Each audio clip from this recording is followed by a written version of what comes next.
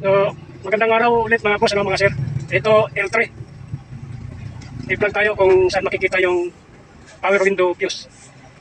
Ito kasi dinala rito, blackout lahat. Pinapaayos yung power window, pinapabalik. So, ito. Bumili yung may-ari ng motor, dalawa. Power window. Tapos switch. Isa sa passenger side. Tapos ito wala siyang power sa power window. So, tininan ko yung kanyang mga fuse. Yung mga ganitong klaseng air pa ng mga boss. Para mga ganitong klaseng inyong mga air. Location ng fuse power window. Iba naman to kaysa doon sa isa, no? Yung isa kasi nandito yun eh. Mahabang ganon.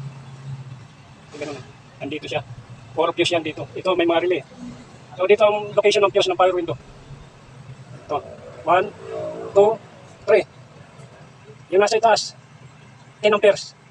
Eh, hindi ko na bakit 10 amperes lang yan fuse na yan. Hindi ko na babaguhin yan. Ito yung kanyang original. Yung nakakabit, pumutok. Pumutok yan, pinalitan ko na.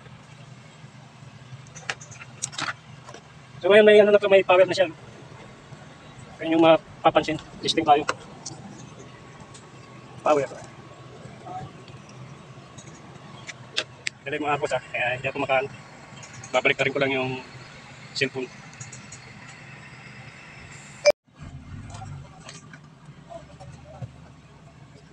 Tingnan natin na ito nakakabit nito. Yung bagong switch na binili ni Busing, kaya lang driver side lang, passenger side lang kanya nabili, wala yung main switch. So, testingin ko na kung may power. Naka-ground tayo. Kinabit ko sa ground. Testing tayo. So, ayan no. Up. Lipat natin sa kabila. Down. Ngayon, kung inyo mapapansin mga boss, para kasi babaguhin ko yung wire nito dahil yung sa kabila, yung main switch, sira din. Ang nabili yung switch ni Busing, universal. So, universal ay kakabit ko doon sa driver side. Kaya mababago ko yung wiring dito. So, testingin natin dito sa kabila kung paano.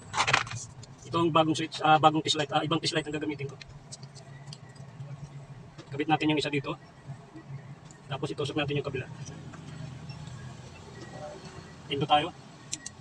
So, mapapansin nyo mga boss, ayaw umilaw. Pag nakakabit na, so ibig sabihin, hindi tatakbo yung motor dyan. Pag kinabit yan. Tanggalin natin to. Pero pagdating dito, iilaw yan. Gagana siya. Down. Up. Kaya babaguhin ko ito mga boss, yung wiring niya dahil sira yung main switch. So, ang nagkukulang dito ngayon, excuse me, kulang na ng ground. Kaya hindi siya gagana kahit isaksak yung motor, kahit tayo rito. Kaya babaguhin ko yung wiring. Mamaya papakita na lang sa inyo boss kung paano i-wiring to. Itong kanyang switch, bago pati yung kabila. Mamaya na lang ulit. Ang dito ay nakita ko na yung kanyang problema, ang kanyang fuse. Ayan. Simula rito, 1, 2, 3. Pangatlo. So nasa taas siya, 10 amperes. Hindi ko alam kung yan ang original na fuse 10 amperes o napalitan na kasi kadamihan yan 20 amperes Katulad nung isa na ginawa ko. So ito 10 amperes lang. Okay na yan, ayusin ko lang yung kanyang mga mechanism.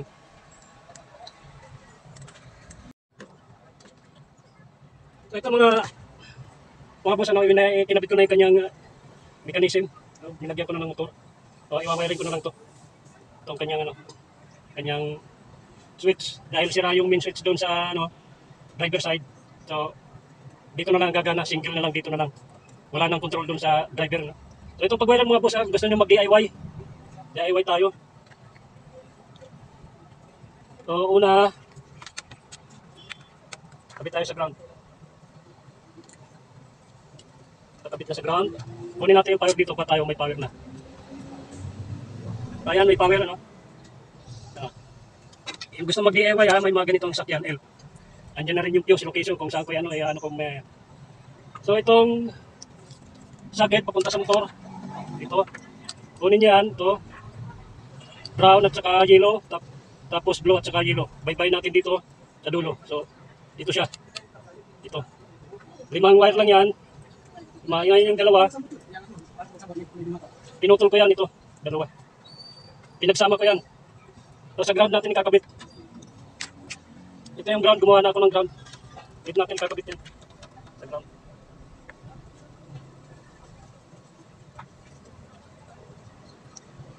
Ground. Ngayon, kabitan natin to, testingin natin kung gagana. Kanyang motor. So ayan, gumana, no? Kung inyo napapansin. Ayan.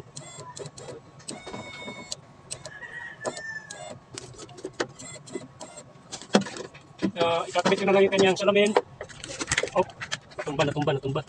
Mamaya, natumba. Ayan, ano, okay na.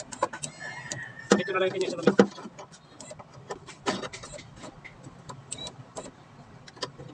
Ayan. Ayan.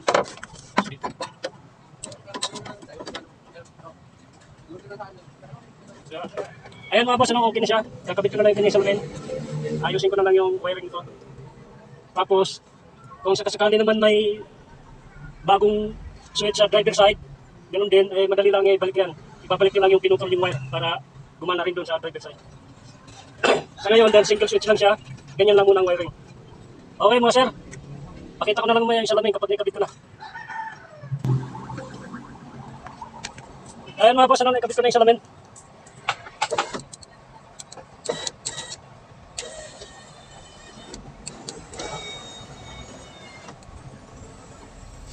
Ganyan na pag-wiring ng switch na dito lang ang gagana sa kabila, no? Walang control sa driver side, yung mga universal switch. Ganyan na pag-wiring. Ngayon kung bibili naman ng original, madali lang din naman balik yan sa dati. So okay na yan mga boss. Tapos ito, yung kabila, yung driver side, kakabitan ko na rin ng universal. Dahil nga, sira din yung main switch. So ganun lang mga sir, pag meron yan, yung gusto mag-DIY ng mga sasakyan nila, pwede nyo pag-anuhan kung tama yung wiring. Pwede nyo rin gamitin para kayo ay mag-DIY na. Ayan. Ang fuse niyan, nandito, hindi pare-pares ang ng ELF. Yan, katulad ng sinabi ko. Yan yung fuse. Simula rito. 1, 2, 3. Pangatlo. Tapos dito sa taas. Yan ang kanyang fuse, 10 amperes. Ito pumutok, kaya walang power supply. So, pinalitan ko na yan. Okay na mga sir. Yung kabila na lang gagawin ko. Thank you.